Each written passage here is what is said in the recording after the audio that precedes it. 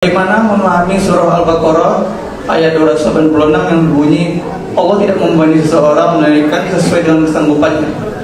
Tapi di dalam realita kehidupan contohnya seperti ini. Ada seseorang meninggal karena penyakit kanker, dia menahan sakit sampai meninggal. Ada orang saking stresnya sampai dia gila. Tapi dia itu tetap menerapkan iman di titik akhir. Ini di kampung saya sendiri, dia gila tapi dia sholat. Apakah Allah menguji mereka dengan sakit tapi mereka tidak tahan? Sedangkan di ayat tersebut Allah tidak menguji mereka sesuai dengan kesanggupannya. Kita kan tahu nih, manusia diuji sesuai dengan tahap intoleransi, kesabaran dan kesulitan mereka masing-masing. Mohon penjelasannya Ustaz. Terima kasih. Baik, saya langsung ya supaya tidak terjeda dan feel-nya bisa didapatkan. Saya ingin cerita sedikit Mas. Satu kali di awal saya pulang ke Indonesia dan saya kemudian mengajar di Bekasi. Ada satu pengajian ibu-ibu perempuan khusus untuk perempuan di hari Kamis. Saat terselenggara itu, satu kajian pertama full, kajian kedua tiba-tiba satu orang tidak ada. Kemudian di belakang menarik ya, mulai menangis. Saya tanya kenapa di belakang menangis. Ibu itu menjawab, Ustadz, si Fulana tidak bisa bersama kita karena sedang berjuang sakit. Mohon doa. Baik, saya bilang kita doakan setelah selesai kajian ya. Begitu kemudian saya lanjutkan, jeda sebentar, nggak sampai 5 menit, di belakang terisak. Saya tanya kenapa Bu? Ternyata yang tadi kita akan doakan sudah meninggal dunia. Inna lillahi wa inna ilaihi raji'un. Baik. Setelah itu singkatnya, malam kami datang takziah. Anda tahu apa yang terjadi? Ibu dan bapak, teman-teman semua, luar biasanya. Beliau itu profesinya seorang pramugari. Dalam pramugari profesi yang beliau jalani, tentu banyak kegiatan-kegiatan keduniaan yang terjadi, sehingga juga untuk berhijab pun dulu belum punya kesempatan, pergaulan juga luar biasa. Di ujung hidupnya, Mas, ini yang penting saya sampaikan, dia memutuskan untuk berhenti, selesai, dan dia aktifasikan sisa hidupnya untuk memperdalam Islam. Dia ikut pengajian untuk merubah dirinya. Ketika ikut pertama pengajian, ternyata baru ikut pertama diagnosis muncul kena kanker. Lalu masuk rumah sakit.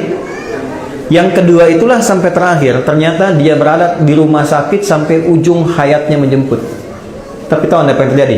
Ketika saya datang takziah, yang datang itu ibu-ibu pengajiannya, teman suaminya dari jamaah subuhnya, teman-teman lingkungan masjidnya, sedangkan teman seprofesinya belum bisa datang, di malam itu hanya mengirimkan bunga. Saya sampaikan dalam takziahnya, ini luar biasa cara Allah memuliakan hamba ini. Allah berikan sakit sampai ujung hayatnya. Satu, supaya mengisolasi dia dari kegiatan-kegiatan sebelumnya yang sudah dilakukan, sehingga dia fokus untuk bisa menyebut nama Allah saja dalam hidupnya. Setelah dia berubah menjadi orang baik, setelah cukup baginya kemudian beribadah, Allah jemput akhir kehidupannya di tempat dia terisolasi, sehingga dia tidak berbaur lagi dengan yang lain untuk berbuat sesuatu yang menyimpang dari kehidupan sebelumnya.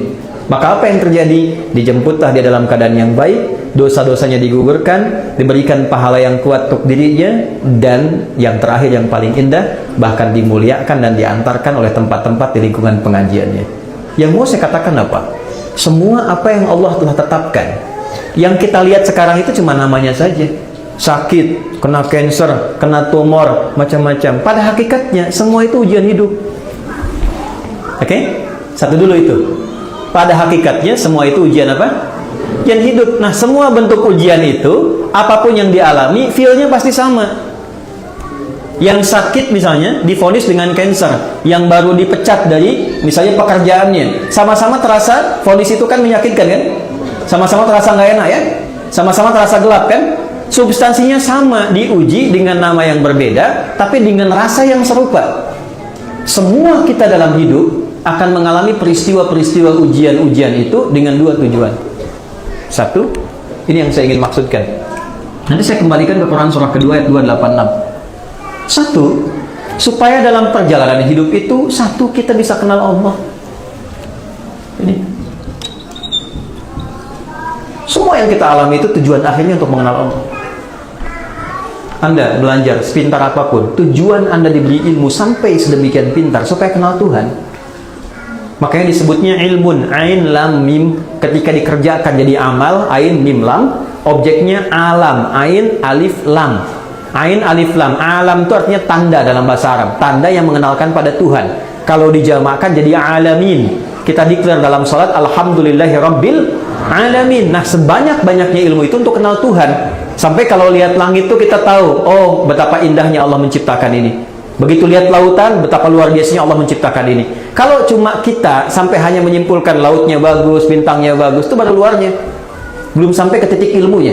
Itu ada di Quran surah ketiga ayat 190 sampai dengan ayat 200-nya. Nah, dari kita mulai menapaki hidup, tujuan terbesarnya kenal Tuhan.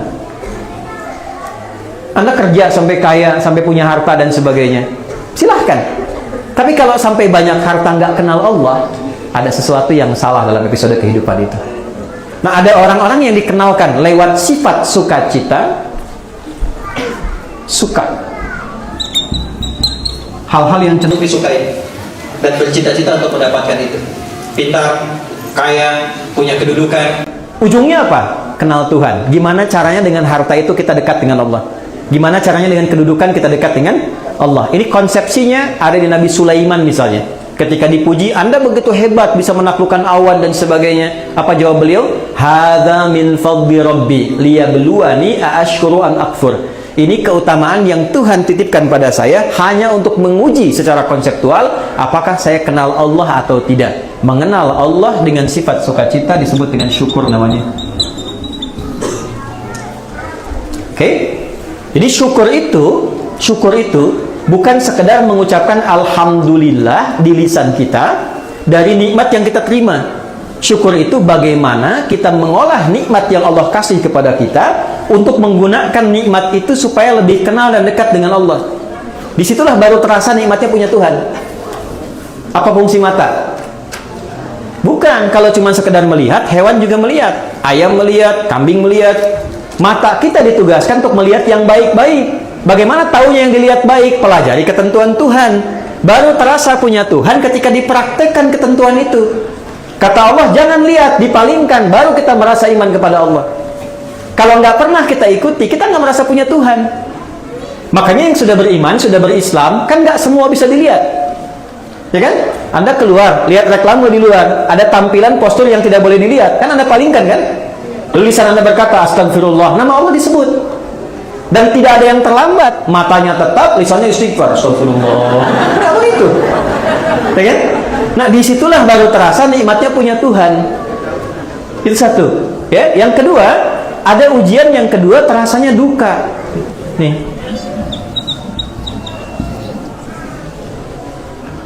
Secara konseptual apa yang diberikan? Ya, Allah kasih contoh. Misal, ujian pertamanya sakit. Anda sebut sakit tadi. Tahu Nabi Ayub kan? Oke, Nabi Ayub dengan kita soleh mana?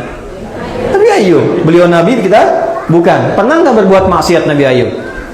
Tidak. Salah apa Nabi Ayub sampai diuji dengan penyakit yang dideskripsikan dalam Al-Quran? Penyakit itu tidak akan pernah dialami orang setelahnya dan tidak pernah dialami orang sebelumnya. Tidak akan pernah dialami orang setelahnya dan tidak pernah dirasakan orang sebelumnya. Artinya spesial, betul-betul sakit. Nabi loh, sakit. Dan untuk menuju sakit itu ada dua proses dulu. Hari pertama, semua aset beliau itu habis semua. Beliau itu orang kaya, yang kaya luar biasa. Ternaknya banyak, kebunnya banyak. Hari pertama, satu hari, ternaknya mati semua, kebunnya terbakar. Ya, apa yang terjadi? Malah makin meningkat ibadahnya. Terima kasih ya Allah, Engkau titipkan ujian ini untuk saya, bukan pada hamba yang lain. Engkau percaya dengan saya. Setan makin penasaran. Ya Allah, minta izin. Yang kedua, wafatkan semua keluarganya dari anaknya. 12 anaknya hari kedua meninggal semua. 12 anaknya meninggal semua. Terima kasih ya Allah yang telah menitipkan anak-anak itu untuk aku rawat, dan selesai tugasku merawatnya, dia kembali kepada pemiliknya. Setan makin penasaran. Ya Allah, izinkan, berikan ujian sakit yang tidak pernah dialami orang sebelumnya, tidak akan dirasakan orang setelahnya. Ya, yang kalau di tafsir-tafsir itu agak berlebihan, sampai ada binatang macam-macam mau sholat dilepas dulu, itu agak berlebihan. Intinya sakit yang luar biasa. Apa yang terjadi? Malah nambah lagi ibadahnya sampai pada titik puncaknya. Nah, ini poinnya. Quran surah 21 ayat 83 sampai 84. Ini nanti jadi ijazah yang kita bisa teruskan pada pertanyaan Anda tadi. Sampai pada puncaknya ketika beliau tidak mampu menunaikan ibadah dengan sempurna lagi karena makin dahsyat penyakitnya yang kemudian menerpa, maka keluarlah kalimat ini. Wa Ayyuba, dan pernahkah engkau belajar dan dengar kisah Ayub? Idnada rabbahu anni massani dhurru wa anta arhamur rahimin. Ketika beliau bermohon pada Allah dengan mengatakan, ya Allah, penyakit ini, perhatikan kalimatnya, sudah mulai mengganggu aku sehingga aku tidak bisa menunaikan ibadah lagi dengan sempurna. Jadi minta sembuhnya itu bukan sekedar ingin sehat, tapi motivasinya untuk lebih mendekati Allah. Anda kalau sakit pengen sehat, biasanya kan pengen sehat kan? Nah setelah sehat tuh mau ngapain?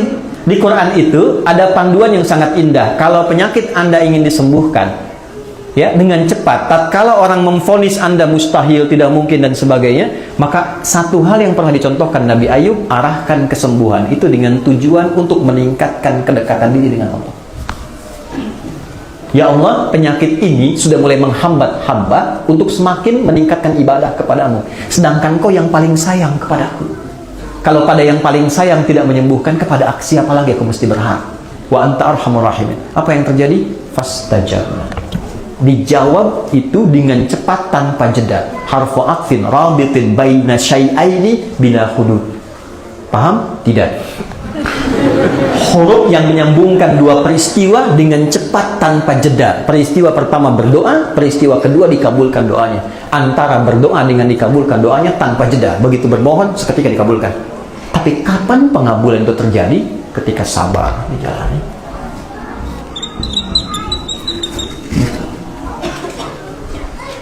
Istrinya berkata begini, Papa, kalau bahasa kita ya, Papa kan Nabi, Rasul, minta aja sama Allah sembuh.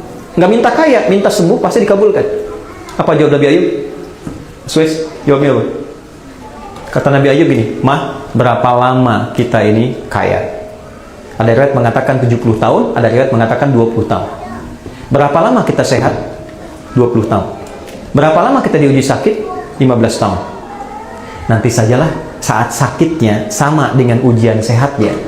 Selama 20 tahun, baru aku minta kepada Allah. Aku malu diuji sehat 20 tahun, diuji keberkahan 20 tahun, baru diuji sakit, sabarnya belum optimal, aku sudah minta kepada Allah. Nanti saja, kalau sudah sama ujian sakit dengan sehatnya, baru aku minta. Tapi ini bukan level yang kita harus tiru gitu kan? Tidak, bukan begitu maksudnya. Saya ingin tunjukkan bagaimana beliau mengelola implementasi sabar dalam kehidupan. Jadi ketika seseorang bisa melihat syukur dan sabar, dua anugerah yang ditampilkan untuk mengenal Allah, disitulah semua jadi netral. Ini yang dimaksud hadis Nabi dalam Sahih Al-Bukhari, ajaban li amril mu'min. Orang Islam itu kalau imannya sudah mulai meningkat, akan terjadi peristiwa yang mengagumkan. Apa yang terjadi? Jika dia merasakan senang, dia bersyukur. Jika dia diuji dengan musibah yang terasa duka, dia bersabar. Sehingga semua terlihat netral untuk mengenal dan mendekat kepada Allah Subhanahu wa ta'ala. Makanya ada ulama yang biasa sakit. Begitu tidak sakit, dia nangis. Kenapa Anda menangis? Padahal kan Anda sehat. Saya khawatir ketika Allah tidak memberi saya sakit di pekan ini, Allah sedang meninggalkan saya. Saking pahamnya dengan esensi kehidupan. Jadi yang pertama yang saya katakan, kita jangan simpulkan bahwa ayat Allah tidak mungkin menguji seorang hamba di luar batas kesanggupannya dengan menerapkan ayat itu kepada orang yang divonis penyakit tertentu dan terlihat kemudian dia berekspresi seakan-akan dia tidak sanggup menahannya.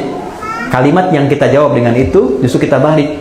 Maha suci Allah yang telah menitipkan itu kepada beliau dimaksud, yang belum tentu ketika diberikan kepada saya belum tentu bisa sanggup untuk menahannya. Yang diberikan kepada orang lain belum tentu sanggup menjalaninya. Diberikan kepada hamba yang ini karena dipilih dia dengan itu, satu, meningkatkan kesabarannya. Dia dapat peluang ibadah.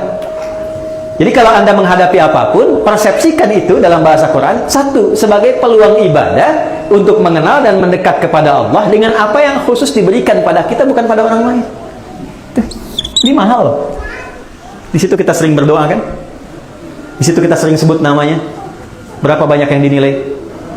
Di situ kita simpulkan untuk kreatif, menjalani hidup dengan baik. Di situ kita simpulkan untuk tidak memanfaatkan waktu dengan baik, tidak sia-sia lagi. Mahal. Yang belum tentu kita dapatkan itu pada situasi yang orang sebut dengan kata-kata dia sehat. Jadi pada akhirnya sakit dan sehat itu hanya titipan dari Allah untuk semakin meningkatkan ibadah kita kepada bagian pertama ini.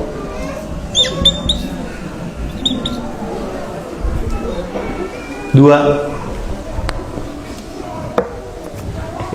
sebentar, maksudnya yang kedua ini kan saya jawab dua. Nah, di satu bagian, jadi satu bagian yang pertama saya kembalikan, la yukallifullahu nafsan illa wus'aha, bukan dipahami dari ekspresi hambanya, tapi dipahami dari perspektif Allahnya ketika memberi. Allah menilai dia sanggup menjalani itu sampai titik yang diberikan oleh Allah untuk bisa menanggungnya. Adapun yang didapatkan dari situ adalah hikmah. Jelas hikmahnya kemana? Karena itu gini, cara bersikapnya diberikan oleh Allah apapun terima dulu. Cara bersikapnya itu. Katakan pada diri kita, terima kasih ya Allah yang telah menitipkan ini kepada saya, bukan pada yang lain, karena Engkau menilai aku sanggup menjalaninya. Setelah itu yang kedua, kenali Allah dengan petunjuk-petunjuk yang diberikan kepada kita lewat pemberian itu. Jadi kalau sakit, belajar hikmahnya tentang ayat-ayat sakit. Jangan Anda sakit belajar yang dikaji tentang ayat-ayat bisnis. Nah, nyambung. Pelajari Nabi Ayub, Nabi Ibrahim ketika sakit bagaimana, ya. Dan yang kedua tadi yang ingin saya sampaikan, supaya kita bisa menikmati proses ikhtiar di dalamnya, sehingga mengumpulkan banyak pahala yang mungkin bisa kita raih, yang tidak ditemukan dalam kondisi apa? Sehat. Jadi semua netral terlihatnya. Allahu a'lam bishawab.